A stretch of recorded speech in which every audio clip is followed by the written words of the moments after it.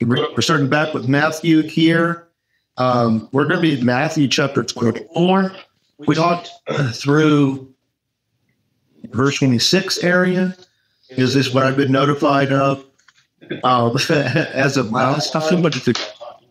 Yeah, someone did that talking. And we're talking about the apocalypse here. And there's a lot going on. The thing that we have to remember when we're listening to this, or reading this, is when did this stuff happen? Like that's because I think our feeling is like, oh, this stuff hasn't happened at all.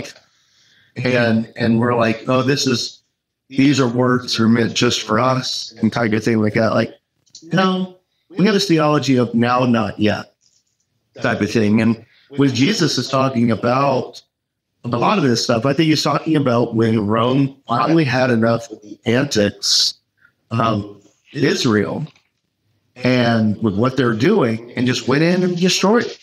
Well, just finally just destroyed the temple and all of that. And that's difficult for us to see sometimes. But when you look at things that are being said here, that it's not hard to see that, especially when you look back in time and see, it's 7 years after Jesus or whatever it is. I can't remember.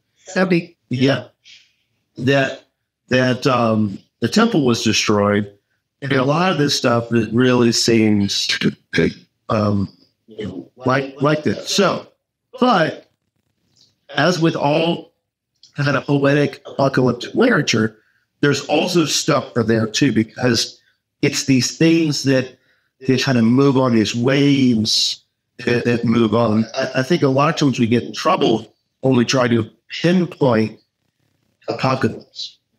And we're like, that's the Antichrist. That's or that this is what it's over there. I think that stuff is always around. Yeah, there's always people that will claim Jesus but are doing it because they're just deceptive liars. So those are antichrists, you know. And so when we're looking at this, we can see this. So there's definitely pinpoints in time. And I think there will continue to be pinpoints in time going forward. And don't hear what I'm not saying, that we are looking for the day when Jesus will return. But I think this stuff happens like waves. Waves through time. We see it again and again and we're always surprised. We're like, well, how can people be deceived? Like, look back in history. Like, how could people be deceived? And they know what evil was there, and yet we're completely blind to how we see it. So I think life dealt with humbleness and faith is usually pretty good. Did anyone want to say anything about last time? Remember, I'm there for two. Like them. And so what I want to do, what are raking guys over here? Yeah. I want to bring up. And so what I want to do is I want to read chapter 24 again. And we'll kind of start talking maybe about verse 15 kind of on. We've already talked through verse 4 and 6, but kind of ramp us into all of these things at Rappelfee that weekend. Have a good day. No. Nothing important. And so here we go.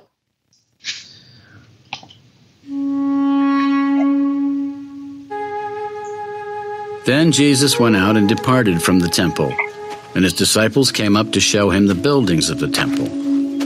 Do you not see all these things? Assuredly I say to you, not one stone shall be left here upon another that shall not be thrown down. Now as he sat on the Mount of Olives, the disciples came to him privately. Tell us, when will these things be? And what will be the sign of your coming and of the end of the age? Take heed that no one deceives you. For many will come in my name, saying, I am the Christ, and will deceive many. And you will hear of wars and rumors of wars.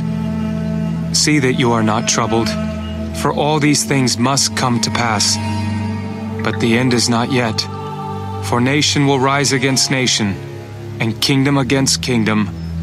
And there will be famines, pestilences, and earthquakes in various places. All these are the beginning of sorrows. Then they will deliver you up to tribulation and kill you, and you will be hated by all nations for my name's sake. And then many will be offended, will betray one another, and will hate one another. Then many false prophets will rise up and deceive many. And because lawlessness will abound, the love of many will grow cold. But he who endures to the end shall be saved. And this gospel of the kingdom will be preached in all the world as a witness to all the nations, and then the end will come. Therefore, when you see the abomination of desolation spoken of by Daniel the prophet, standing in the holy place, Whoever reads, let him understand. then let those who are in Judea flee to the mountains. Let him who is on the housetop not go down to take anything out of his house, and let him who is in the field not go back to get his clothes. But woe to those who are pregnant, and to those who are nursing babies in those days. And pray that your flight may not be in winter or on the Sabbath, for then there will be great tribulation, such as has not been since the beginning of the world until this time, no, nor ever shall be. And unless those days were shortened, no flesh would be saved. But for the elect's sake, those days will be shortened. Then if anyone says to you, Look, here is the Christ, or there, do not believe it. For false Christs and false prophets will rise and show great signs and wonders to deceive, if possible, even the elect. See, I have told you beforehand. Therefore, if they say to you, Look, he is in the desert, do not go out. Or look, he is in the inner rooms, do not believe it. For as the lightning comes from the east and flashes to the west, so also will the coming of the Son of Man be. For wherever the carcass is, there the eagles will be gathered together. Immediately after the tribulation of those days, the sun will be darkened, and the moon will not give its light. The stars will fall from heaven, and the powers of the heavens will be shaken. Then the sign of the Son of Man will appear in heaven, and then all the tribes of the earth will mourn, and they will see the Son of Man coming on the clouds of heaven with power and great glory. And he will send his angels with a great sound of a trumpet, and they will gather together his elect from the four winds, from one end of heaven to the other. Now learn this parable from the fig tree. When its branch has already become tender and puts forth leaves, you know that summer is near. So you also, when you see all these things, know that it is near, at the doors. Assuredly, I say to you, this generation will by no means pass away till all these things take place. Heaven and earth will pass away, but my words will by no means pass away. But of that day and hour no one knows, not even the angels of heaven, but my Father only. But as the days of Noah were, so also will the coming of the Son of Man be. For as in the days before the flood, they were eating and drinking, marrying and giving in marriage, until the day that Noah entered the ark, and did not know until the flood came and took them all away, so also will the coming of the Son of Man be. Then 2 men will be in the field, one will be taken and the other left. 2 women will be grinding at the mill, one will be taken and the other left.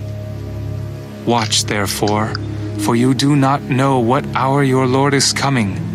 But know this, that if the master of the house had known what hour the thief would come, he would have watched and not allowed his house to be broken into. Therefore, you also be ready, for the Son of Man is coming at an hour you do not expect. Who then is a faithful and wise servant, whom his master made ruler over his household to give them food in due season? Blessed is that servant whom his master, when he comes, will find so doing. Assuredly, I say to you that he will make him ruler over all his goods. But if that evil servant says in his heart, "My master is delaying his coming," and begins to beat his fellow servants, and to eat and drink with the drunkards, the master of that servant will come on a day when he is not looking for him, and at an hour that he is not aware of, and will cut him in two and appoint him his portion with the hypocrites. There shall be weeping and gnashing of teeth. Good. Yeah, I think it's more so the way I think hypocrite, actually. Man, because I got one of my valves right now. Depends on which side you're on. Yeah. We're going to really uplift. We're going to really read it. Well, I think there's some interesting stuff being said all throughout here. Let's see, right. So there's interesting things that are being said kind of all throughout this. So let's talk about we kind of got through verse 26. That kind of like the Great Tribulation, starting with verse 15 and the 3, you got 8 there. Did anyone think anything was interesting for kind of that in that section?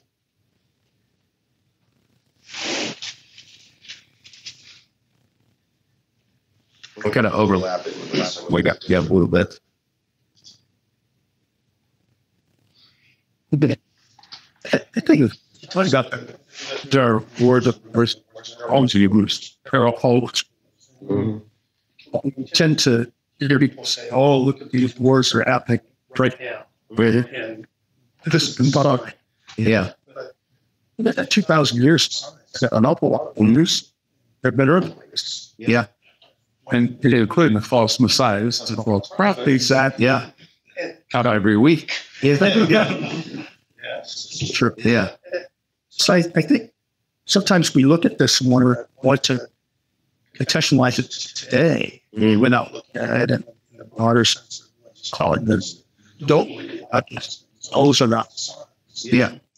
Yeah. No, and so that's kind of what I'm talking about. There's some hopefulness in spring. That's kind of what I'm talking about. And that's not what I was mentioning, the waves. Like this stuff that we always see all around us. And I think we often get ourselves caught. And I kind of think Jesus was speaking against this. We're always looking for the day. And we have eyes only for the day. And I think Jesus is wanting us to spread out a little bit. Like stop looking for that. Like he goes, you're going to see this stuff all the time. Like that's and it's not. And it's kind of like what Vance is saying. Like this stuff is going to always be around us. So, and we can see, like, we don't have to look far into history to see people getting caught up in new false messiahs. Yeah. Like this happens, all the time.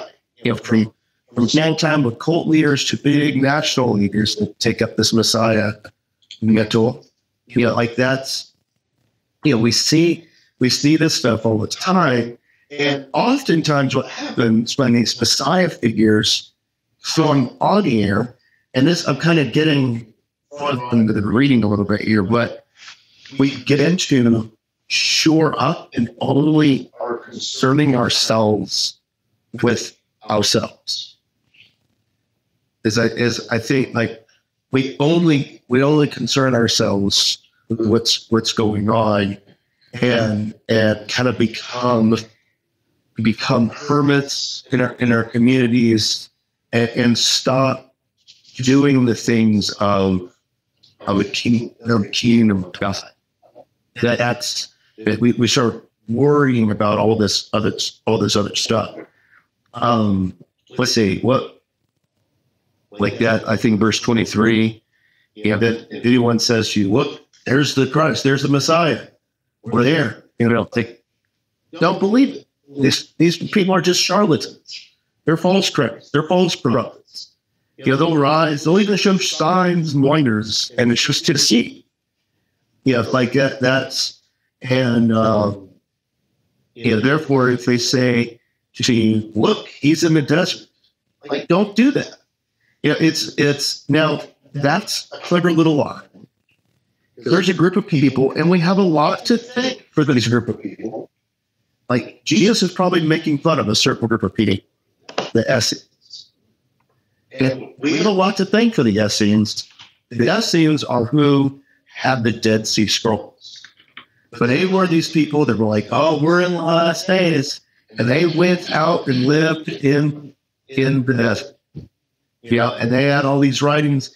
And they just, all they did is concentrate on their own personal righteousness, right? And they died out to death.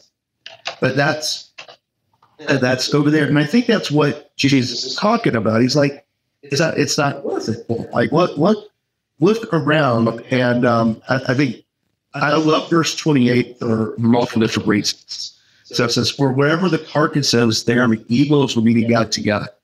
And you guys have heard me preach about it. Eagles is the same word for buzzards. It says vultures. All right. That's King James. King James is revealing its hand there. Like, remember, most of the time when it's talking about eagles in the Bible, it's about buzzards, which Chloe and I oftentimes, because we have it, we always break into song up. He will break you on buzzard's wings. So it was like,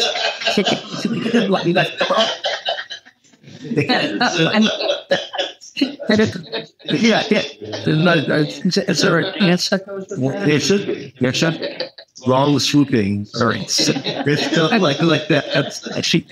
So she and I often, we usually do it like when we see someone has like, and we're quoting that verse, like all that stuff. Really, and teach that song and get like, yeah. So we had the youth choir, St. Andrew sing that song. Yeah. Well, it changed vultures. So the other interesting thing, and I didn't think of this a few weeks ago, but I thought I would have read this. Verse 29. Immediately after the tribulation of those days, the sun will be darkened and the moon will not give its light, and the stars will fall from heaven, and the powers of the heavens will be shaken. I think we often literalize this one because we don't exist when this was written. So I need you to remember all the way back to middle school to help out with this. Never watched the middle. Junior high or high school, whatever. I mean, when you really start learning about Roman and Greek mythology, like who is the sun, who is the moon, who are all these stars? Like it's for most of Rome's gods are all these heavenly bodies, right? And when you look at you got to remember, these people lived in an extent where you thought about the sun or the moon or the stars and something like that. You're thinking about these gods. And so, so allow it to have that meaning as well. And it's like, well, even when the giant empires fall, even when this is what makes Revelation so much fun, is because Revelation is just a big treatise against how bad Rome is. And a lot of the language is making fun of their gods, all this stuff. And I think some of that is here too. You guys can disagree with me, but But when you look at it, you're like, oh, right? And then so you see this, like, even when all this falls, then the Son of Man will appear in heaven, and all the tribes of the earth will mourn, and we'll see the Son of Man hanging in the clouds, having towering great glory. And even when these great empires fall, like God will still, the resurrection is still happening. And it is like as soon as sound, the trumpet, they'll gather the elect, the four winds. Like when I see four now, especially in the gospel, I immediately go to do all of the earth. The four winds of the one end of heaven to the other is gathering all the people to live. Anyone have any thoughts? I said some big stuff. I'm welcome peace. All that is folded back in Joel. Yeah. You didn't put us folding in what you need us. Yeah. But and you think about like Kind of in Joel. yeah. And so and you think about like that's how a lot of the empires have always acted. Like the stars are And yeah, like all this stuff. Yeah. And so that's yeah, it's interesting. And and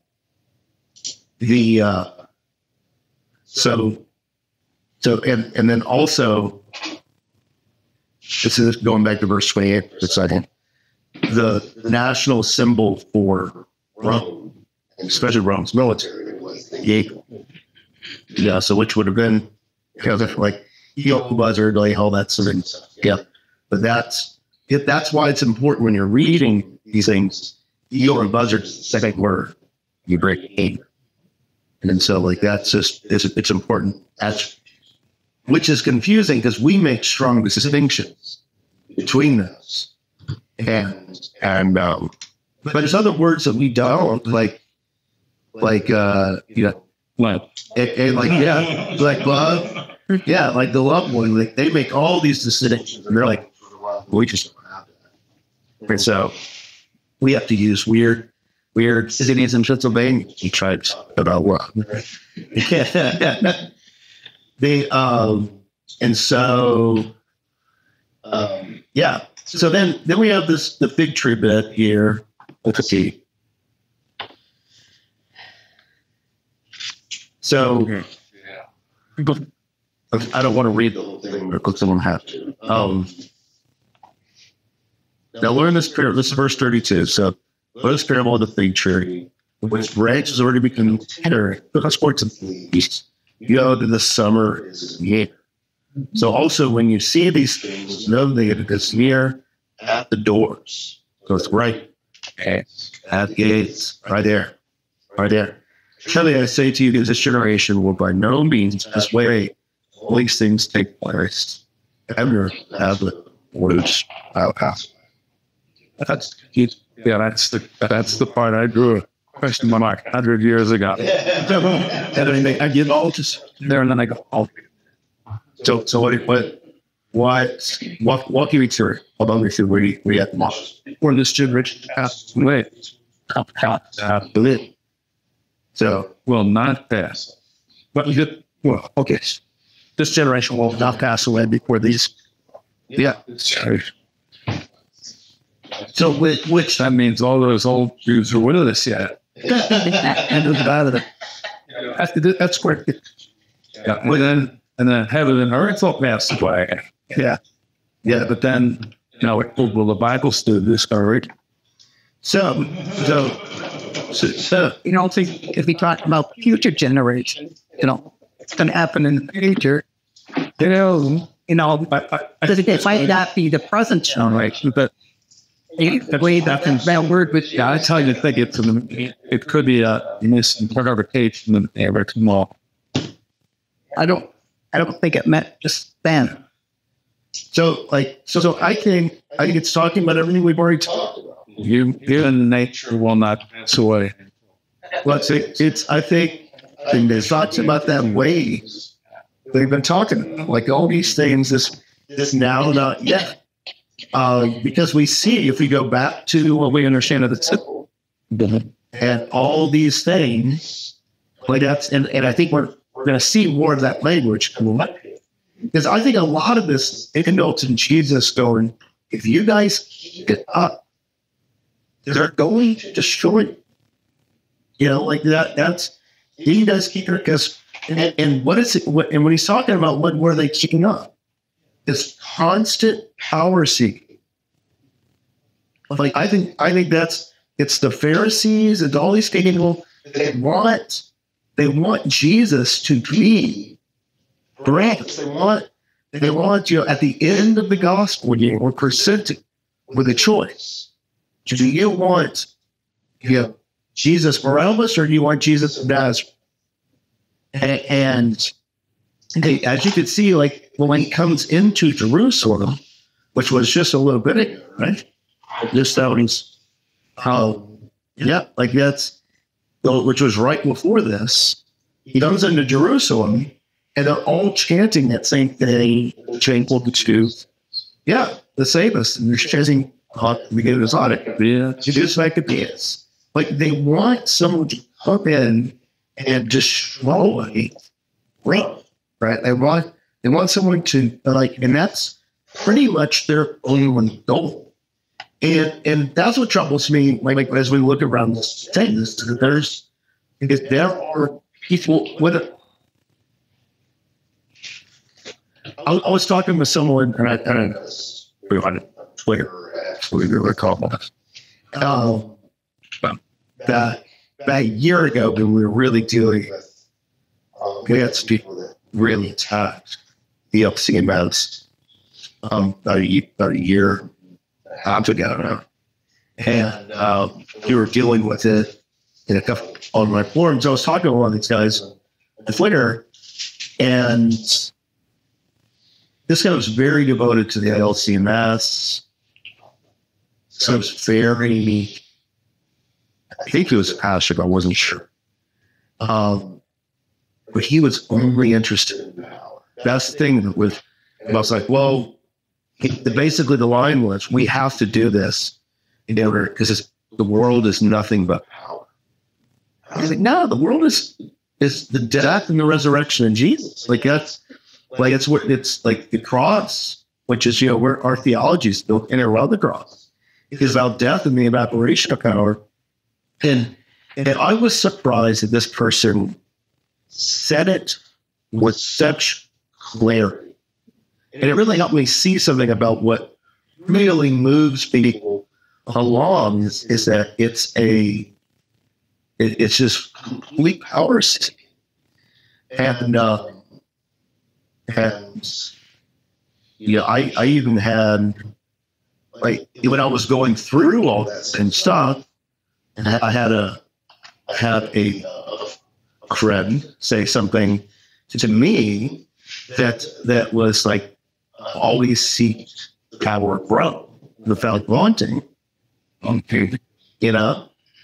and I think that's some of what is being talked about. Jesus is saying is that as we go into Jerusalem, and as we're seeking after power and destruction over the people and the needs we think that they should be destroyed and shown power over, then that's that powerness that we're looking for. And Jesus shows that it all dies on the cross. And that's where we find satisfaction. That is where we find salvation. In that sense. And I think that's what he's just saying, that again here in this. He's like, it looks like heaven and earth are all going to go away. But it's not. Yeah, I'm for computers. I'm waiting. Oh, I thought I was there. Actually, Ryan. Yeah. What I mean by that is that we're constantly searching, or we're trying to constantly save them by like, oh man, I need to get at this. I need to make sure that this person is in power, that this person's in power, and you make sure all these things, and he goes, and Jesus is saying all through here, it looks like all this is going to pass away. It looks, it's like, but the words that created the foundation of the world are absolutely. My words never will. And so here's what I mean. So let's go on to verse 36. Verse 36 is clarifies what happened in verse 32. And you can see that we go back to when the temple was destroyed, or hasn't happened yet. But he goes, so yeah, now not yet. But that day, the day or the hour, no one knows. Not even the angels in heaven, not even those messengers. My Father told me. As days of Noah were, so will the coming of the Son of Man. And we know the days of Noah, people were only interested in what they could get for themselves. Right? So there's the distinction. That's the distinction. And that's what we have to watch out for. Because remember what he's been talking about, this whole book about what is the kingdom of God. I think that was answered back in 7, like the golden rule, right? Chapter 7, and it's basically love the word to all your heart's mind, love your neighbor as yourself. And I think like a sign of the Antichrist is someone that is trying to tell you, we're just making where you can get your own. Like that's like just straight selfishness from y'all. So let's see. So verse 38. So the days before the flood, he and drink sparing, given marriage, they didn't know nature to your heart, and did not know until the flood came and took them all away. So also will the coming of the Son of Man be. Then he starts talking about these things. Then 2 men will be in the field, one will be taken, the other left. 2 women will be grinding at the mill, or taken the other. But now, our dispensationalist friends think that's the rapture.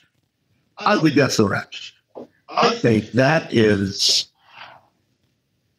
to go back to the destruction of the temple, Roman military coming in through the countryside and just destroy. Like there's 2 in the field and 1 is taken. 2 grinding. Think about what you know, but think about junior high again and what you know about the conflicts of these countries and how they did it. Like they hit this rape and pillaging, just utter destruction. And I think everyone back in Jesus' time, because we're kind of insulated from that now. Like it's the way we do war. Although what we see in Ukraine is a little different than that. But what we've seen in, we're kind of insulated from it now. And so we try to overly spiritualize. And I think it's a very physical thing of coming in and just, let's think about what our natural history and what we understand about Civil War stuff. Brother against brother. These are typical war mantras that we hear. And like, one take it, the other left. Like I don't think it's talking about someone being on the right side or the wrong side. It's just talking about the realities of what is going to happen. And watch, therefore, do not know the hour your Lord is coming. Know this, the master of the house. I know the hour. Is the master of the house. I know the hour. Let's talk about this. Verse 46. Know this, that if the master of the house know what hour the thief would come, he would have watched and not allowed for his house to be broken into. Therefore, you also be ready, for the Son of Man is coming at his hour you do not expect. Who is the master of the house? What's Jesus alluding to? What do you think? Rome. No. No, I think it's the Jewish people. Yeah. Yeah, that's the master of the house. Got to be there. And who is? So let's go into that now, not yet language that we have. Like, so let's be more general. Who say you can be right? Like, so who is the master of house? Like that's. I think it's his power structure. But Jesus is like in Israel, he's definitely against his power structures of like the Pharisees and Aaron and all of those. Like, you know, if they knew the exact hour, everyone was going to kill them. They would know that. But we can see all this throughout like history in this hour. Yeah. You know, it's these power structures that they keep talking about. And then he goes, you be ready. You never know. You never know. And so I kind of thought of that, you know, like be awake, be aware, ready for the second coming. No, I think it means that too. They're like, oh, it's like, you ready? Hey, you ready? And I guess sort of process. Yeah. On TV. Yeah. Yeah. And so, but yeah, I think it's be ready. And then I think he starts talking about what that readiness looks like. In verse 45. So who then is faithful and wise servant, whom his master made ruler over his household, to give them food in due season? Blessed is that servant whom his master, when he comes, will find so doing. So we're already saying like he's giving things away, right? He's helping out. Certainly I say to you that he will make him ruler over all his goods. But if that evil servant says in his heart, my master is delaying coming, and begins to beat his fellow servants, and to eat and drink with the drunkards, then that master of the servant will come on a day when he is not looking for him, and the hour he's not aware of, and will cut him in two and appoint him his portion with the hypocrites. There shall be weeping and gnashing of the teeth. But who is he talking about there? All of a sudden, I think it's real pointed, but it helps us point to this thing too. Who is Jesus talking about this whole book? I think he's looking at the Pharisees. I think it's the Pharisees and just the power structures of Israel. That like it's like if you had taken care of these people, like that would have been fine. So I think that what it means for us then, as we look at this now, these waves of society, it's so easy to get caught up in this realm of like, oh no, here's these signs. Like, I just need to get my own. You know, I need to get my disaster bucket and I buy it from Jim Baker. I need to get my disaster bucket. And I need to get this. I just need to make sure, I arm up, and I need to make sure I'm taking care of me and my own. Right? Got to get bomb shelter ready. Yeah, I got to get the bomb shelter ready, and all those things. And I think Jesus is telling us through kind of weird, kind of vague, but kind of eternal language that's like, no, that's not it. That's not it. Like it's like take care of people. But some people are like, this is just taking forever and all that stuff and like all that. And so they begin to beat their servants. Like that's the beer language there. That sounds like devouring homes, widows, and all that language that's already been used. And just doing whatever he wants just for power's sake is Chris language for it. Like that's. Like you'll come and cut off their point. So I think our I think what this is saying, and I could be wrong. Okay, well, disagree. I enjoy it. Is that like it's let this faithfulness and waiting to the hour that we do expect is in taking care of and not just trying to seek the top. I don't know. What do you guys think? It's a different vision of what we normally are, but I think it's kind of there. What it you guys? And I could be wrong. Probably not. I don't know. You guys have any? No, it's Yeah. It's kind of a different vision though than everything that I grew up. Remember, I grew up with a bunch of dispensation. I grew up in Atlanta. So I feel like that. That's cool. I grew up with Blood and Thunder. The Blood and Thunder. With that. All right, so you're going to the bad. Okay, going to that like. Yep. Hey, so it's all you guys are of a certain age. Like that's what just kind of came off. I mean, you've seen the transition because that was like the second great awakening really built off of that Blood and Thunder that you're talking about, like that, all that, all that message.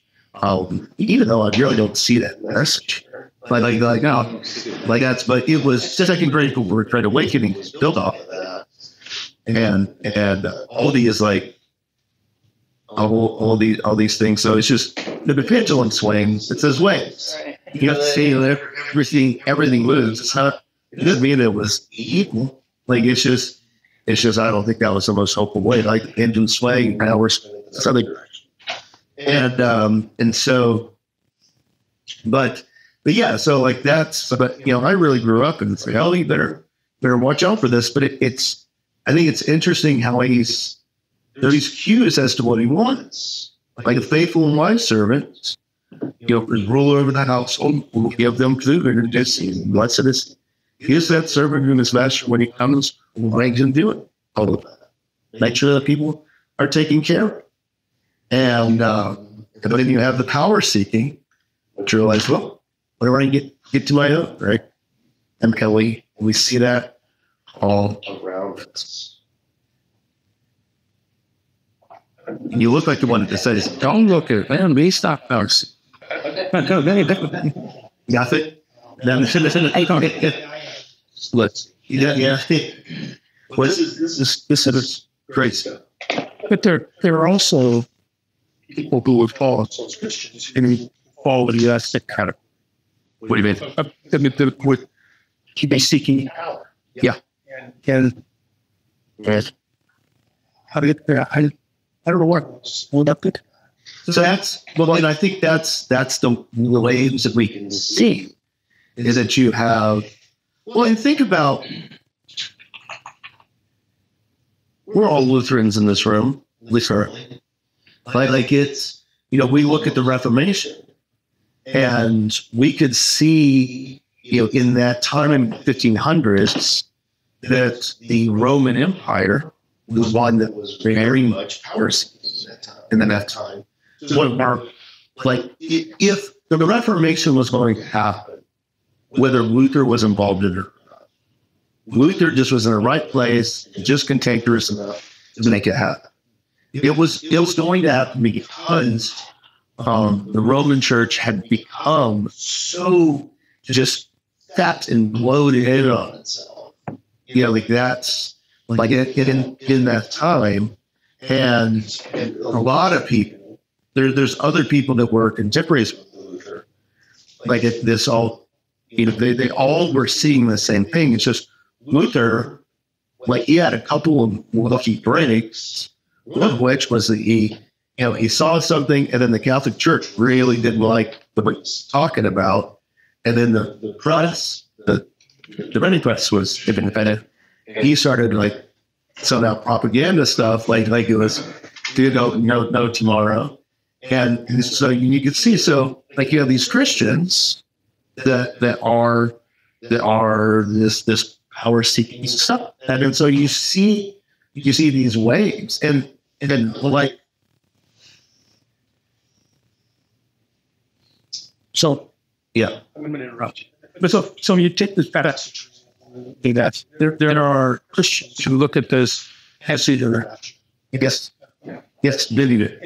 and they look at it and they say, "This is what it means." Yeah. And we're all going to very short meeting. They have to all or more. Yeah. Work all the work certain but point is that people, they get into this is what you have to do. This is how you have to do it. This is how what it have to's have to. Or in a sense the Pharisees, yeah. Or this is what it is. This is what it's required. And that you really talk about it and it's a very different. I know a lot. But I'm just saying that I don't see the same thing here. Yeah, and so then you look at this. Wait a minute. Well, Frank was wrong. I'm the right. Well, always you're the right. I know. It's yeah. So do it. A lot of it also depends on how you look about that and see through what is it, and then that's affecting them. Yeah. Well, it's always going to affect us. And you guys need to understand, too, that, like, I view a lot of this stuff differently than I did 15 years ago. Going into seminary and all that stuff. And that has led me, like, seeing my own, like, journey through these things is why we do it in later class. Like, I really am not trying to make people the perfect Lutherans. Like in the middle of that new member class, we kind of do a shorter thing and kind of get them involved in the life of the church. And I think that it's spirit will work on people. You know, we all have different baggage, and stuff. And I'm really not about for it. And I really think that heresies are all about. Well, there's anything which different church. So you kind of have this whole different view of there. So you got the that's like the Lutheran message around the phone, like this. Yeah, just like hard. Yeah. Other question. Yeah, this is what it is. And he have it. You know. You just word of it, even what was of I just think that in here, I don't know. On this help. Well, no. I think this is a good discussion because this stuff is difficult, and the church has wrestled with it for thousands of years. And I like the Hebrew Jewish Bible that we have. What I love about the Jewish Bible, and I think us Protestants have been terrible at this. The Protestants' goal is to find what is the one correct idea. Like what's that? And then we think we will sound it, and we will just say that view, right? The Jewish Study Bible will actively disagree with itself. Mm-hmm. And I think that that's partly because of their understanding of their father Jay and their understanding of themselves, because Israel wrestles with God. And you see God's people and how they wrestle with God all throughout the history. And I think that is actually kind of the point. The wrestling, it's not getting to the correct, that it's the wrestling that's going over there. And so I think that's right. Like, it seems like the Protestant journey is always trying to figure out, well, is Israel saved or not? You know, I'm completely unhappy with that answer. I don't think that's their goal. I think it's that constant wrestling when you look at the latter half of Romans, Paul is wrestling with the fact of, now that Jesus is here, how do these people that are God's people that have rejected God, how are they still involved in all this? And all this exercise in wrestling. And I think as we look through this at us, this is a very wrestling passage. Should the Gospels are wrestling? That's why I like saying, it's impossible to get through these see with bugs without getting your toes stuck. No matter how much you changed or anything like that. And I think that toes getting stuff done, I think is the wrestling. And so I kind of think that's the point. Is the wrestling, and get through that wrestling, we still see that today, like the more God's on our side. How that makes any sense? Makes sense in my mind. Or yeah, exactly. Just what it says. And I've had it at a great level with Chris. Yeah. That's where, but I read some of these things. What's really mean? Why is you're look at how he is bullshit.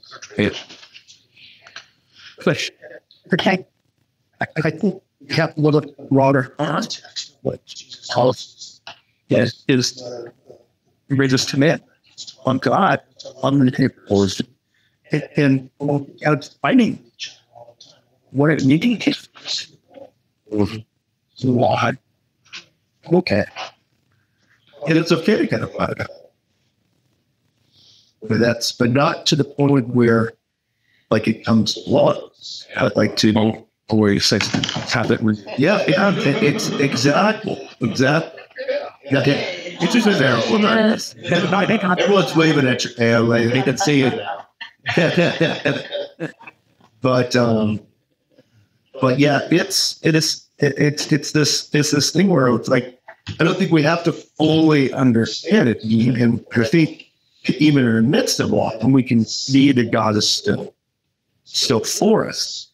And I think that's kind of like, if you look back at the beginning of this chapter, because that little side note just says, like, pay attention. Yeah. Yeah, like, pay, please, like, understand. Yeah. Like, us understand all this. And that's, and I think the easiest way for me to see it is to understand, like, what the Pharisees have become in the gospel and why Jesus is so upset at them, and also Herod, all that. Now we know that everyone wants Jesus to be, the Judas and the ex-Judas Maccabeus, and we're even given that choice at the end. This guy who was this correctionist, who was in prison because he killed people, like that's, and he's known for putting heads together. He get things done, and the audience in the book is given a choice. Who do you want? Do you want the one who wants to go a different way, or do you want the one who is going to go after power like everyone else ever has? And they all go after that guy, and yet salvation still comes. And that's, and I think that's the way the Gospels are meant to be read. Is that even though we make this choice to go away, the power of the cross and the resurrection is so much bigger than what we understand, and covers us more. He only makes our backs to places. And so yeah. So that's at least that's my view of it. I could be wrong. That was good. It's a good thing, and no one in there from makes bad choices. I made a career. Need to or and first time that I find I'm unable to criticism. I arrived at the depths. I was standing at that depth. Up until this moment, I've been able to synthesize that paraphrase. I can do better. So there's just so many views and opinions. Me, who arrives with little baggage, I just can't get my head around. And your efforts standing. So as I said, you on the side of truth. Yeah, I don't know how to come back short on the sides. Well, you want to talk about it for a second? We got time. We have 3 minutes. I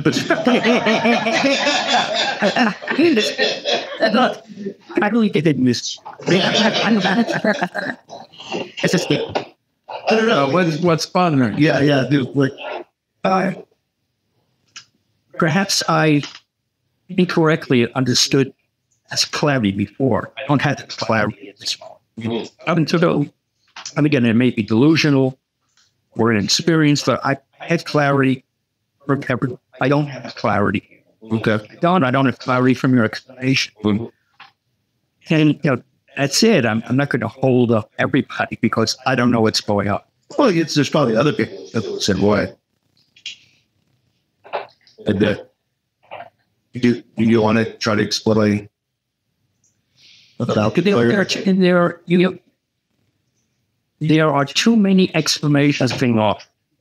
Okay. And perhaps I'm unable to comment with that. The concept of Christianity is hope. But I think people understand the larger context, and I do in this granular level. Yeah. Again, that's my not no one else's. That's why I kept my mouth shut. Normally I could throw. I think anytime we try to get down into the granular level, look at it, hello, we get. Yeah, I think everybody has to read that every day. And I've been doing it for years, and I'm still not. I think that's really important, because we all listen to each other, but we came in there with our own preconception. And it does get confusing. That's what the trouble is. I didn't come with a preconception. Well, I'm again that like standing. What's the lesson I have to keep? What I'm taking away on we leave today. I can't say for certain with certainty what the lesson is. Again, Yeah. Ham has raised her hand. Ben, did you want to say something? I sent you a question. It can be at the end of the discussion. Oh, okay. Okay, I see it. Let's see here. So Jesus refers himself as the Son of Man in this chapter. He asks whose son is the Messiah or the Christ, stating within him this. So that over. So she's referencing verse 42.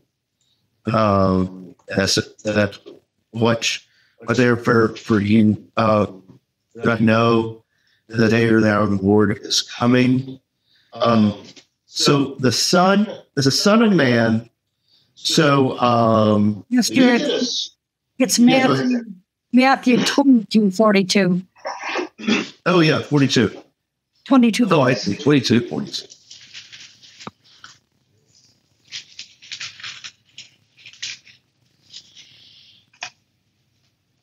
Okay, so when he's talking about, like when he's trying to set the Pharisees straight, it's like you guys think David is everything, but like he says that he's a son of also he was allowed to teach and all that stuff. And so verse 45, so I said, if David then calls him Lord, how is he his son? And no one was able to answer him. So, Jesus is kind of establishing who he is, I think there. So there's all these language stuff. We'll spend a couple minutes on this. And I don't know if this will answer your question. Yeah. But there's all the titles of Jesus are always weird titles. They're always odd. They're always, and the reason why they're odd is that they're usually titles for other people as well. So like, whenever we see like Jesus being the Son of God, that is a title the Caesar used. Like that's all those things. So you're seeing all this stuff going in here. And Son of Man is also kind of that same idea. And it's always like attached to this like bigger language. And so and I'm not able to put it together this title that well right now. We did a sermon series pre-COVID called Day of the Lord. We've been talking about Day of the Lord this year. And that was one I would love to do it again. I hate it. That's because like he absolutely supported it. He doesn't like to step in it as much as I do. I enjoy stepping in it. But over there kind of rivaling people up. And he does it because it's the Day of the Lord stuff, and it is connected to this Son of Man language and also. It's always this apocalyptic language, because you'll read back in Daniel, and all these titles will be being talked about going on there. And these, I think a lot of these are like figures and illusions kind of helping us move forward in the story there. And so like, I think in that specifically there, you have these people that are trying to diminish Jesus and who he is, these Pharisees and all that stuff. And he's like, you lift David so much, you lift David up so high. You're trying to diminish me, but like, I'm saying that I'm the son of God or however, the Son of Man. And yet David, says that he sits at his Lord's. If David then calls him Lord, then how can he be his son? Type of thing. And so he's just pointing out the hypocrisy of the Pharisees. Like, you make this big thing out of David, but like, I'm so higher than David. How do you recognize that? Like, David is limited as Son of Man, translated from Aramaic to Greek. It's probably that. I look it up. Let's hear. One second. Matthew 22, 42. Yes.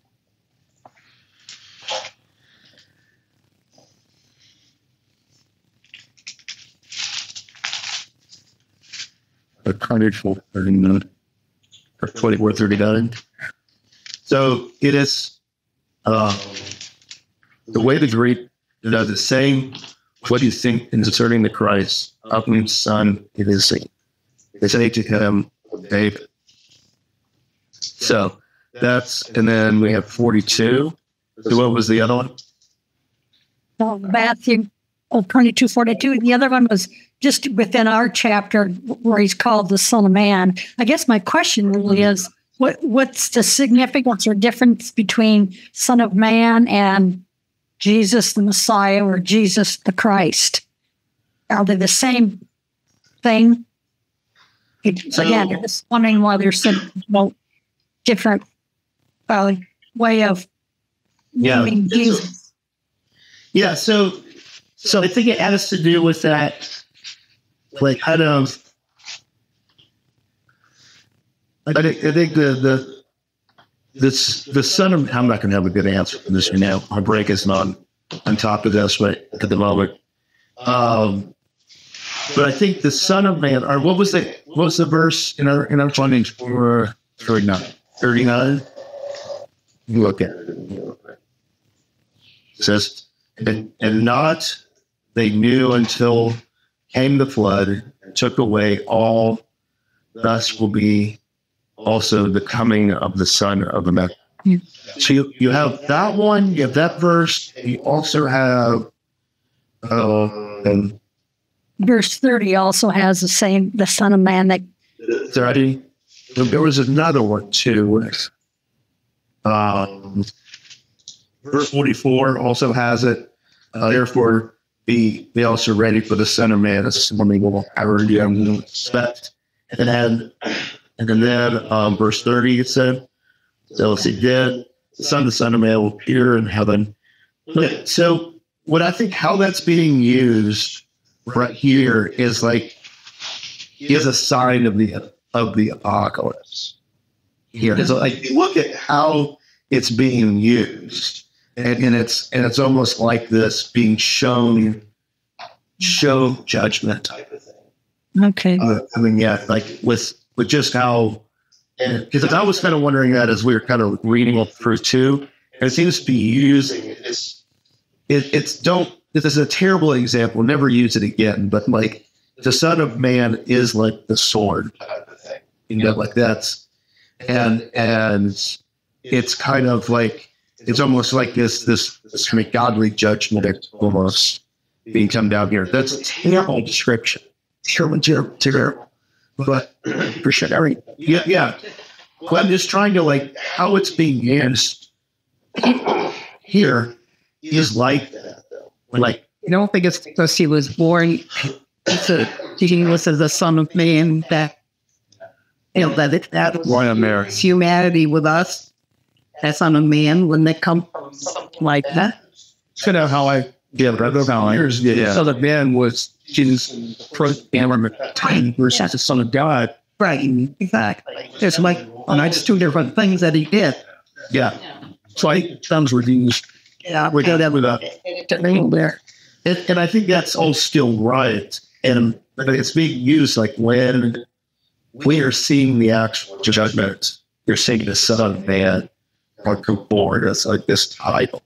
And so that's that Jesus seems to be using, you know, for himself, but almost like out bodies for himself. That's terrible. But it's another way of like kind of describing what's happening. It's not the same way it's used in other parts. But that's, yeah. And to make all I would say is it's confusing. Well, We just read it, you interpret it how you believe. yeah. So, with all this being said, let me end it this way. With all this being said, we have to remember where we are in the story. Jesus just came into Jerusalem, and the Son of Man is about to show you the judgment that's going to come onto him. Like, so we've been looking at all this stuff, but we have to remember what is coming. Like, and so you're going to see this great and terrible day of the Lord described in the Old Testament that falls on the crucifixion of Jesus. And so, like, all this stuff is kind of being talked about that as well. And so, because you're going to have him being arrested, in just we have a couple of parables, and then you have your arrest. Yeah. So like that, you got to put your mind into that as well, and in the crucifixion. So, all right. Well, we're in there for our YouTube stuff. Thanks for joining us out. That says on YouTube. Hi. So do we have any